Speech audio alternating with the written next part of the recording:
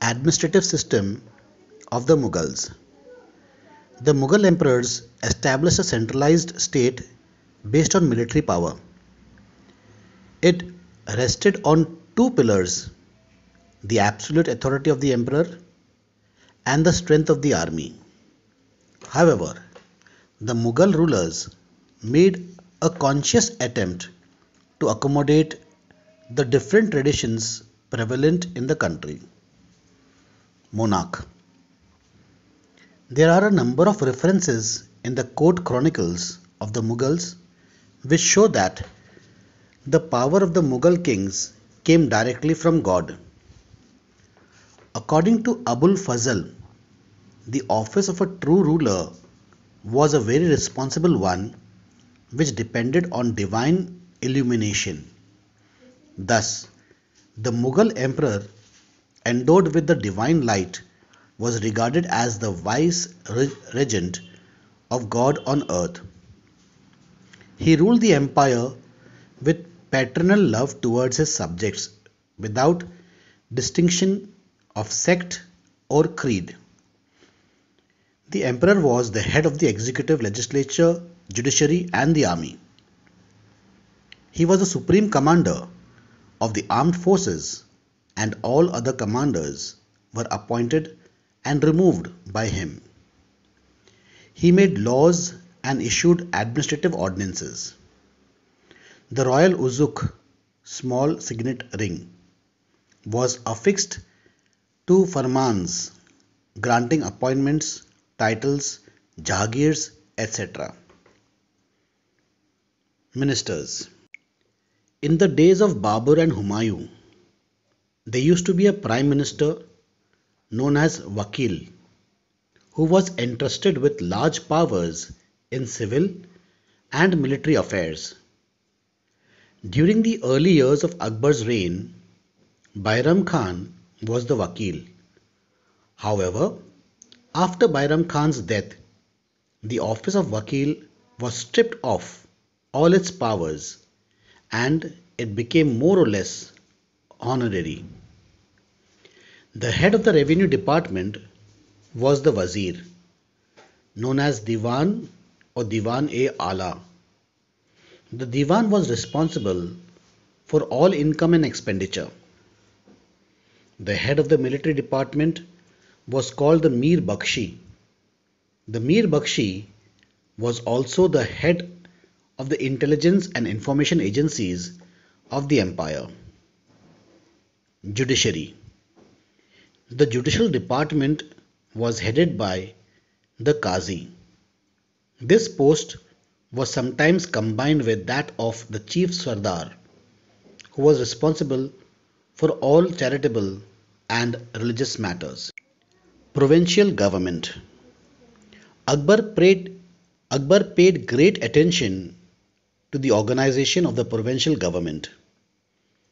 The empire was divided into 12 provinces or sabhas, which was further subdivided into sarkars, and each sarkar into parganas or mahals. Each sabha was headed by one governor who was called the Subedar or Sippe Salar or Nazim. He was usually a Mansabdar of high rank. His functions included maintenance of law and order, enforcement of imperial decrees, administration of criminal justice, and the smooth collection of revenue. The provincial Diwan was in charge of revenue administration of the province. His responsibilities were similar to those of the central Diwan.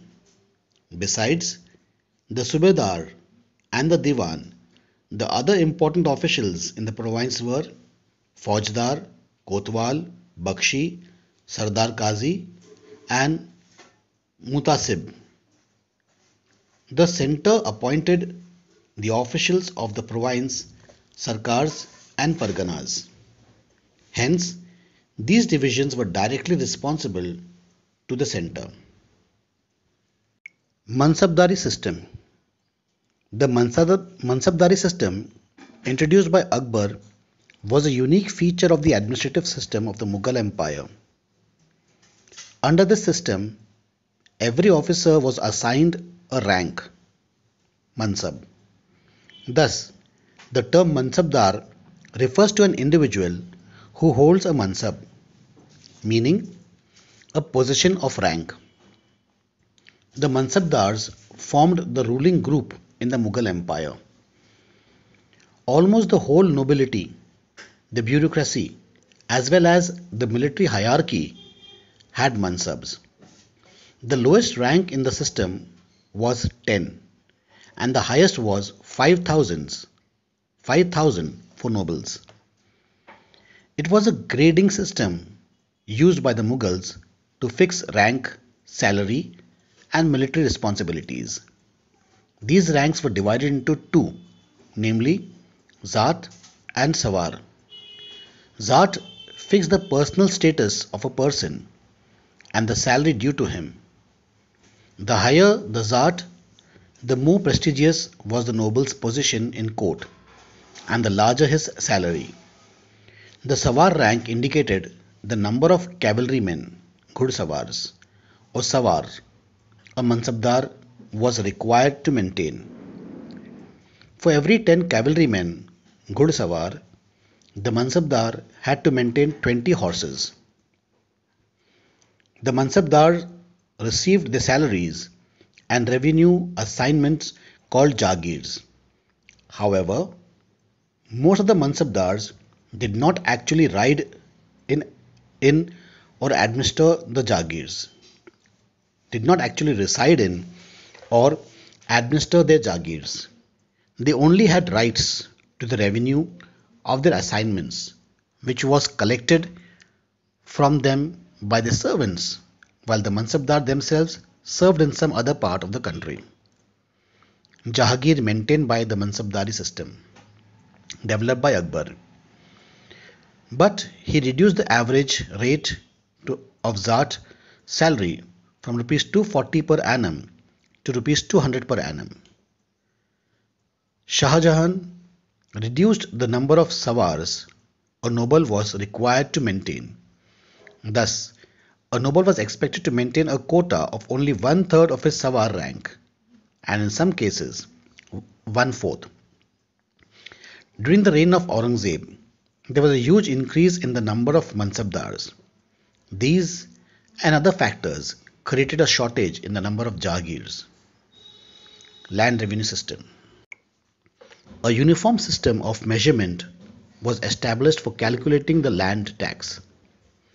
Todermal drew up schemes for effective tax collection. This system enriched state treasury. The state also gave loans to poor farmers. This ushered in progress in agriculture, trade, and industry.